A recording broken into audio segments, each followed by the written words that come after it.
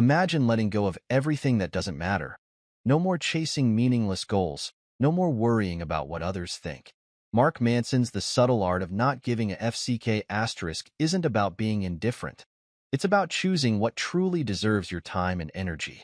This is the story of how I applied Manson's principles to redefine my priorities and live a life that feels meaningful and free.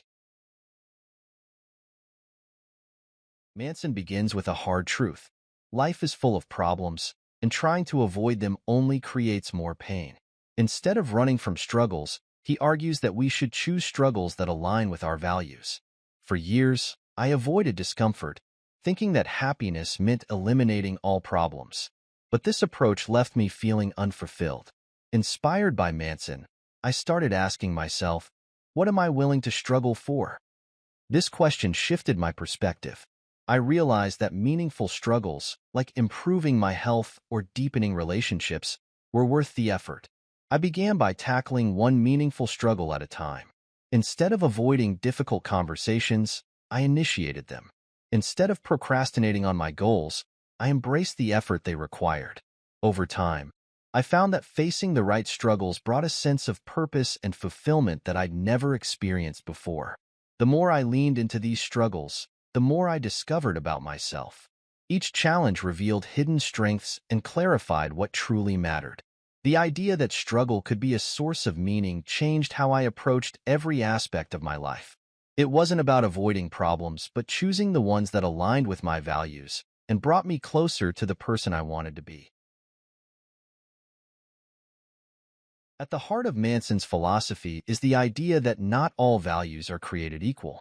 He challenges us to examine our values and discard the ones that lead to unnecessary stress and dissatisfaction. I started by reflecting on my own values. Did I value external approval more than personal growth? Was I chasing success at the expense of my well-being? These questions were uncomfortable, but they helped me identify the values that truly matter to me: authenticity, connection, and self-improvement. One of the biggest shifts came when I stopped valuing perfection. For years, I'd held myself to impossible standards, which only led to burnout and self-criticism. By letting go of perfectionism, I found the freedom to take risks, make mistakes, and grow. Aligning my actions with my core values gave my life a sense of clarity and direction. I also started questioning societal expectations. Was I pursuing goals because they were meaningful to me, or because I felt pressured to conform? Letting go of values imposed by others allowed me to focus on what truly brought me fulfillment. Choosing my values was an act of empowerment, a way to take ownership of my life and live on my terms.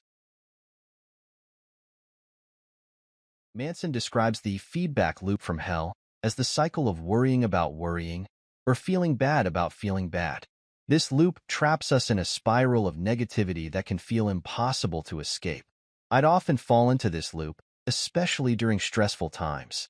If I felt anxious, I'd berate myself for not being calm. If I made a mistake, I'd obsess over what it said about me. But Manson's advice, to stop giving AF*CK about feeling bad, helped me break the cycle.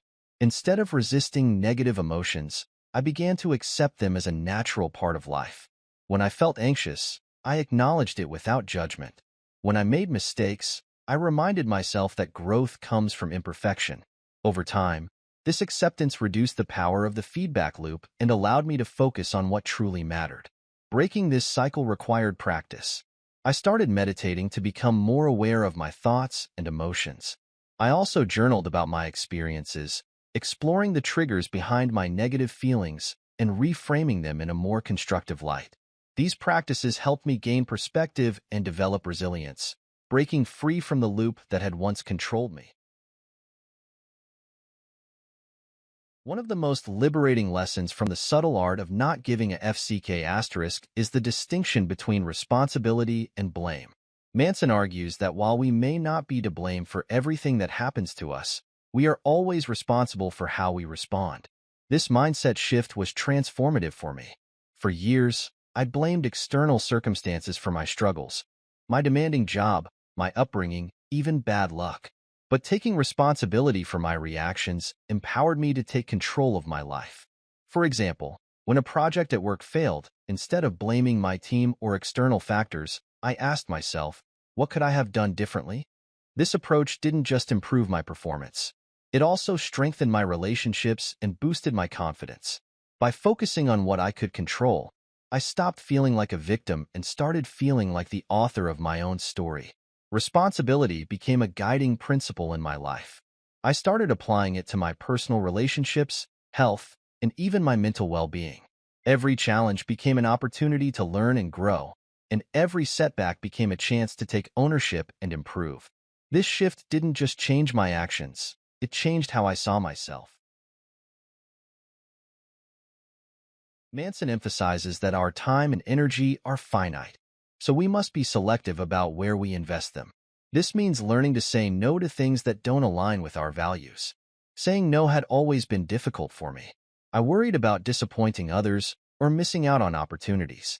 But I realized that every time I said yes to something unimportant, I was saying no to something meaningful. I started practicing the art of saying no. When a coworker asked me to take on an extra task that didn't align with my priorities, I politely declined. When a social invitation clashed with my need for rest, I chose to stay home. These decisions weren't always easy, but they created space for the things that truly mattered: quality time with loved ones, personal growth, and meaningful work. Over time, I noticed that saying no became easier. The more I prioritized my values, the less guilt I felt about setting boundaries. Saying no was no longer an act of rejection. It was an affirmation of what mattered most to me. This shift brought balance and focus to my life, allowing me to give my best to the things that truly deserved my attention. Manson's discussion of mortality is one of the most profound parts of the book. He argues that accepting our mortality helps us focus on what truly matters. This idea hit me hard. For years, I'd avoided thinking about death, but Manson's perspective inspired me to confront it head-on. I began asking myself, if I only had a year to live, how would I spend it? This question clarified my priorities in a way nothing else had. I stopped wasting time on trivial concerns and started investing in experiences that brought me joy and fulfillment. I reconnected with old friends, pursued hobbies I'd neglected, and spent more time with my family. Embracing my mortality didn't make life darker. It made it brighter, richer, and more meaningful. I also began reflecting on my legacy. What impact did I want to leave behind? This perspective motivated me to focus on actions that aligned with my values and made a positive difference. Mortality wasn't something to fear. It was a reminder to live fully and authentically every day. At its core, the subtle art of not giving a FCK asterisk is about letting go of what doesn't serve us. Whether it's toxic relationships, unrealistic expectations, or societal pressures. I began this process by identifying the areas of my life where I felt stuck. I let go of the need to please everyone, realizing that not everyone's opinion mattered. I stopped chasing superficial achievements and focused on goals that aligned with my values. Most importantly, I let go of the fear of failure, embracing it as a natural part of growth. This act of letting go was liberating.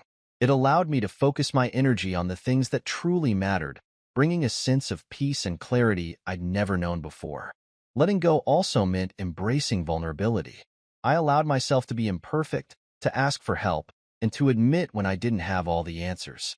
This openness deepened my relationships and strengthened my sense of self-worth. By letting go of what didn't matter, I found the freedom to fully embrace what did. The subtle art of not giving a FCK asterisk taught me that the key to a meaningful life isn't about caring less. It's about caring more about the right things. By choosing my values, embracing responsibility, and letting go of what doesn't matter, I found the freedom to live authentically and intentionally. What about you? What are you ready to stop giving AF asterisk CK about? Remember, your time and energy are precious. Choose wisely and live fully.